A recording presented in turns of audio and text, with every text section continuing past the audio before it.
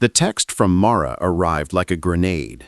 Short, sharp, no pleasantries. I'm pregnant and you're the father. Pay up or I'm going to court. I read it twice at a red light in downtown Boston, the December wind rattling against my car while impatient horns screamed behind me. And when the light turned green, I barely noticed, because my life had just been split into before and after. I didn't drive home. Instead, I pulled over near Castle Island, parked facing the harbor, and sat there staring at the steel-gray water as container ships slid across the horizon. Mara had been my girlfriend for just over a year. 15 months of love that began like fireworks and ended like a leaking faucet, slow and relentless. The first 9 months were good. Ramen dates, concerts in basements with fairy lights strung overhead, marathon Netflix nights where her laughter filled the room. But then came the cracks.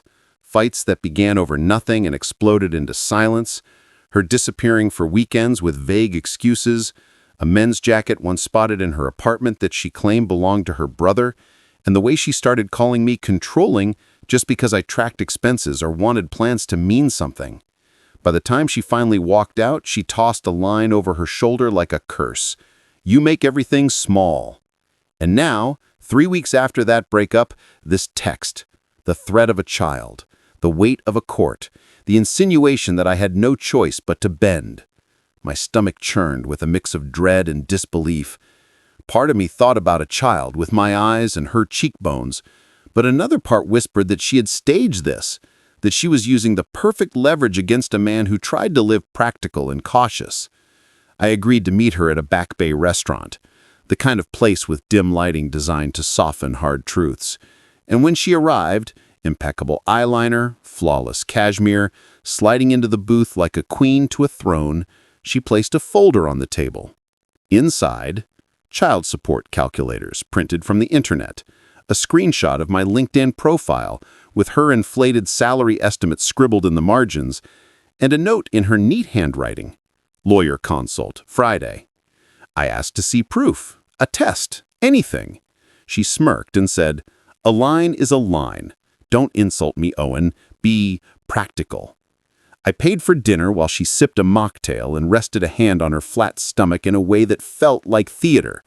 When she kissed my cheek goodnight, she whispered, "Don't make me add uncooperative to my notes." That night, I couldn't sleep.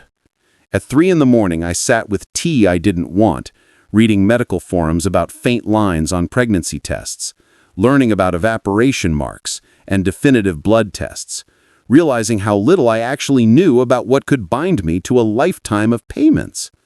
My sister Liv, ever the realist, told me over the phone, "You are not a wallet with legs. Get evidence. Build a timeline." So I did, pulling credit card statements, texts, and calendar notes into a spreadsheet that revealed holes in our story. Nights she said she was with Chloe, weekends of late campaign briefs, the jacket in her hallway, the way she never let me into her apartment near the end. I texted her asking for a picture of the test. She refused. "It's private. My body, my rules." True words, but twisted, I thought, into a moat protecting a lie. That morning I called a lawyer, a woman named Tamsin, who answered with the sentence, "Tell me the worst version first." I told her everything. She listened, then said, "If she's pregnant and it's yours, we'll fight for fair responsibility. If she's lying, we'll make it expensive. Socially, legally. Revenge doesn't have to be loud, Owen. It can be patient." And for the first time since Mara's text detonated my quiet life, I felt a strange calm. A dangerous, purposeful kind of calm that whispered, "If she's telling the truth, I'll face it. But if she's lying, I won't just survive it. I'll make sure she regrets ever thinking she could turn my life into her stage play." The morning after Tamsin's call, I stopped being a man spiraling in confusion and became a man on a mission, because she had drilled into me the one truth that could keep me sane. Document everything, act with receipts, and never look desperate. So I transformed my days into a kind of investigation, Not the glamorous kind with trench coats and tailing cars, but the slow, forensic one of calendars, screenshots, and memory excavation. I looped in my sister Liv, who promised to be my anchor, and even offered to fly in for hearings. I told my best friend Marco, who has a knack for digging through public traces online, and he turned the search into a game of digital archaeology. Tamsin drafted a formal letter to Mara, calm, professional, not threatening, but full of sharp legal edges, demanding proof of pregnancy and offering a joint appointment with a doctor. Mara's reply was instant fury. "Don't threaten me." But the truth was, the pressure had just begun. I built a meticulous timeline using every scrap of data I could find. Card statements showing solo dinners when she claimed to be with me, Uber receipts from nights she was sick at home that placed her across town, messages where I begged to see her and she left me unread for hours. Marco found old photos on her public Instagram, tagged at a rooftop party during the exact weekend she swore she was on a silent retreat. And in those photos was a man with his hand low on her back, wearing the very same navy jacket I had once seen hanging in her apartment closet. Rage and grief fought in me, but under it all was a colder realization. Whether or not she carried my child, her story had cracks, and cracks, eventually, shatter. Tamsin escalated. She filed a procedural motion with the court requesting that Mara provide medical verification before any financial claims could even be discussed. It was strategic brilliance, because if Mara made her pregnancy claim official, we could subpoena medical records. If she refused, her threats collapsed under their own weight. Mara stalled, grew dramatic online with vague captions like "big choices, bigger consequences," and sent me late-night texts, alternating between guilt trips and veiled ultimatums. I responded only once, firmly: "Invite my counsel to the appointment, or we proceed in court." She refused. The judge set a hearing for 2 weeks out. Those 2 weeks felt like both an eternity and a countdown clock, every day a mix of dread and resolve. And somewhere between poring over receipts and jogging past the harbor, I realized I wasn't planning just a defense anymore. I was sketching the blueprint for a quiet, devastating revenge, not through shouting or scandal, but through patience, law, and the ruthless exposure of every lie she had built her leverage on. The hearing day arrived like a threat with a calendar invite, fluorescent courtroom light, the hush of people rustling paper, and the kind of small, formal corridors that smell faintly of lemon cleaner and old coffee. Places where reputations either harden or crack.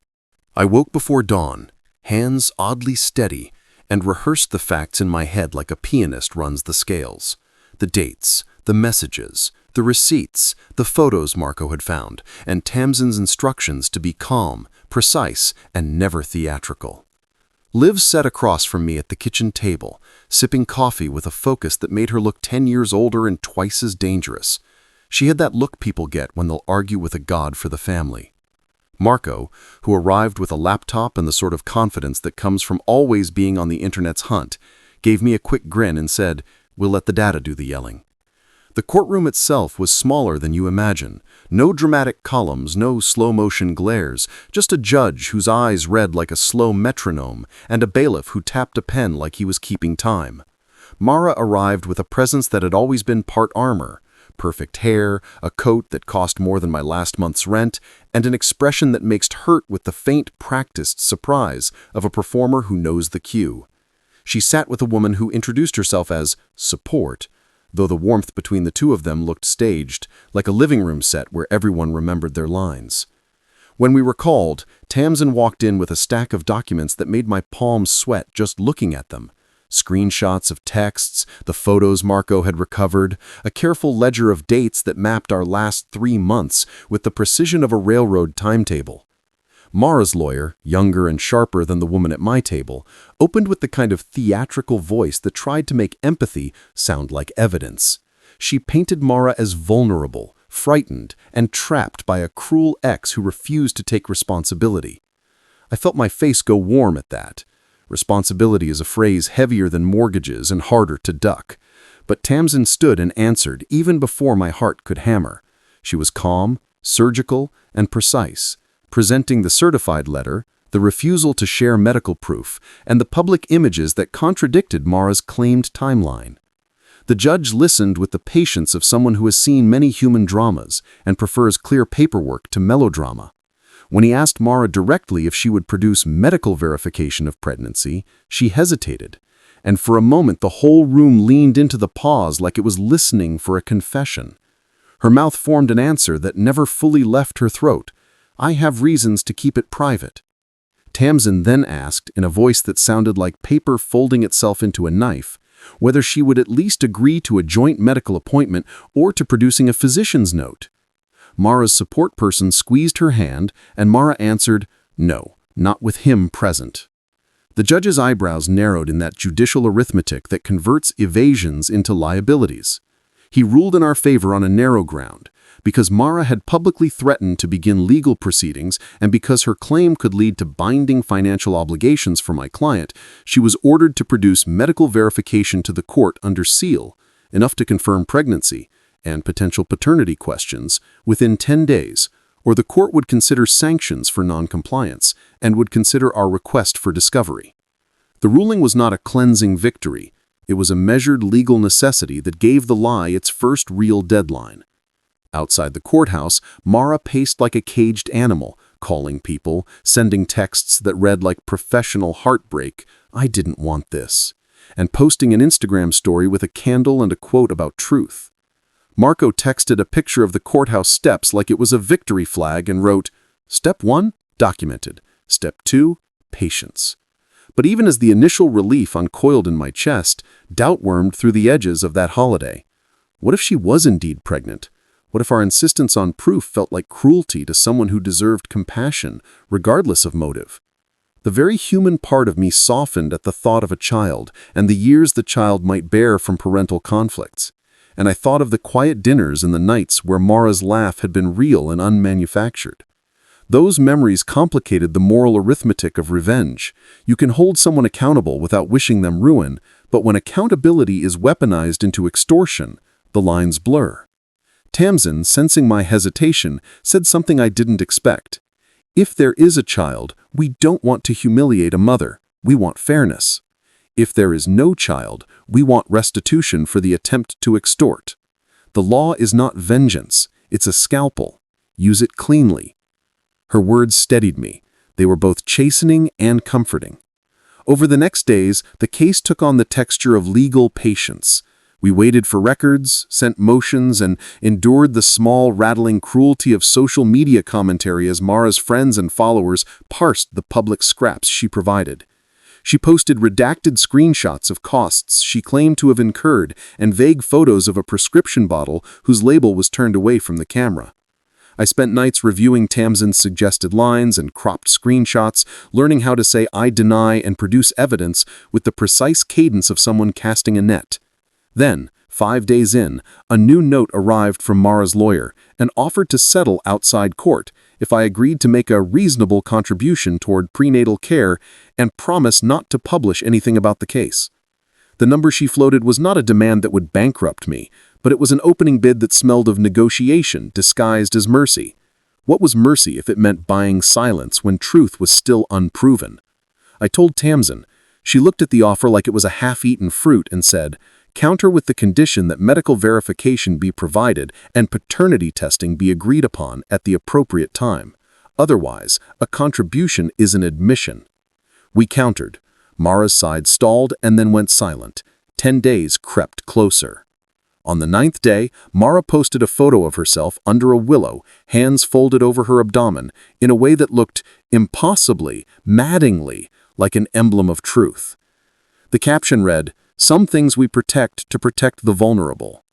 I stared at the post until the pixels blurred, and then for the first time since this had all begun, I thought not of revenge, but of the damage we do to ourselves when we assume the worst without certainty. Yet the law's gentle arithmetic would not be rushed by emotion. On day 10, she failed to produce the ordered verification. Tamsin filed a motion citing the court order and requesting a subpoena to the clinic she claimed had seen her, if indeed she had. The judge assigned a hearing to evaluate potential sanctions, and Mara's public account went dark for a day. When she resurfaced, it was with another image and a caption that read, "I will not be bullied into proof." But the court's machinery bowed only to evidence, and when the subpoena reached the clinic, served by a process server who left a small procedural trail like breadcrumbs, the receptionist, after checking records, informed the clinic solicitor that no such patient matching her name had been seen in the relevant timeframe. The solicitor's voice came off as small and factual over the phone. "No such record in our system." For a moment, the silence on the line after that sentence felt louder than any of Mara's threats. I felt a quick, hot triumph, but it was tempered by the image of a woman whose instability had been unmasked in public. I had not wanted to shame, only to defend. The court, now armed with a mismatch between claim and clinic record, scheduled a sanctions hearing. Mara's world shifted from confident bluff to urgent damage control, and the people around her who had cheered her vague posts began to look for anchors. I wanted to act magnanimous, but Tamsin's quiet counsel kept me honest. Proceed on facts, not feelings, and let truth be the long, slow punisher that does not delight in cruelty, but in correction. The sanction hearing came fast and sharp, like a blade you see only when it's already pressed against your throat, and Mara walked into court this time without her careful armor, hair loose, jacket too big, eyes darting as though the walls themselves were whispering her name. The judge wasted no time. He asked directly why she had failed to provide the medical verification he had ordered, and her lawyer stumbled through an excuse about privacy, about personal circumstances, about the emotional weight of being forced to disclose intimate details in a cold courtroom. But the judge wasn't moved. Tamsin rose with the same calm sharpness as before and laid down the sequence: the threats, the refusals, the settlement attempt that required payment without proof, and the subpoena to the clinic that turned up nothing. Each word tightened the air until Mara's own silence became a confession. The judge didn't roar, didn't slam his gavel. Instead, he spoke in clipped sentences that felt heavier than shouting. Failure to comply, potential sanctions, and the possibility of a formal investigation into extortion if she persisted. I watched Mara's face as the words landed, her practiced confidence crumbling into something raw, her lips parting as though to argue but no sound arriving. Outside, her supporters didn't wait. They drifted away like smoke, unwilling to be caught in the fallout of a collapsing story. Liv squeezed my shoulder and whispered, "Truth is the slowest revenge, but it burns the longest." Tamsin leaned close and said, "Now we push for damages. You've suffered reputational harm, emotional distress, and financial strain. We won't let this end as just a shrug." The idea of suing Mara for damages felt both righteous and cruel. But as I walked past her on the courthouse steps and she refused to meet my eyes, I understood something vital. She hadn't just tried to lie. She had tried to brand me with a scar that could have followed me for life. And if I hadn't fought, that scar would have defined me. Revenge, I realized, wasn't always about inflicting new pain. It was about making sure a liar choked on their own script. And now Mara was cornered in her own performance. The curtain falling, the applause turned to silence, and the only sound left was the echo of her own lies unraveling in the hall she had chosen. When the dust finally settled, the story of Mara's lie lingered not as scandal, but as a cautionary whisper in the corners of my life. A reminder of how fragile reputations are, and how quickly one reckless claim can spiral into something meant to destroy you. The court's judgment, her signed acknowledgement, and the quiet compensation for my legal fees should have been the end, but revenge doesn't stop at paperwork. It seeps into the way people look at you afterward, the way doors open or close depending on whether you folded under pressure or stood tall.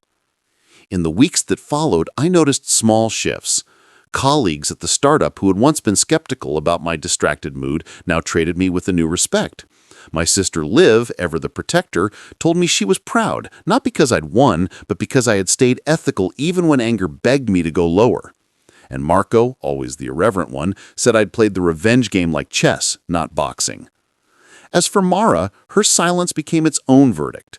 Her posts dwindled, her circle of friends thinned, and eventually her accounts disappeared into private shells where no one bothered to peer in anymore.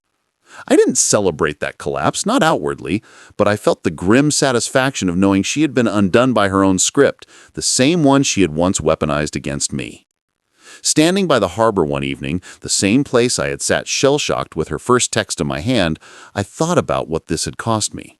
Months of anxiety, sleepless nights, endless hours gathering evidence, but also a kind of rebirth. I had walked into this storm as a man reacting to chaos, and I walked out of it as a man who understood that revenge doesn't have to be dramatic to be devastating. It can be quiet, procedural, and permanent. The irony wasn't lost on me. She had wanted me to pay up, to bend under fear of court, but in the end, it was she who had paid, not just with money, but with credibility, friendships, and the image she'd spent years curating. I didn't need to scream my victory or scorch the earth around her. The truth had done the work for me. And so I let the tide carry away the last fragments of her voice in my head, and for the first time in months, I felt something better than triumph. I felt free.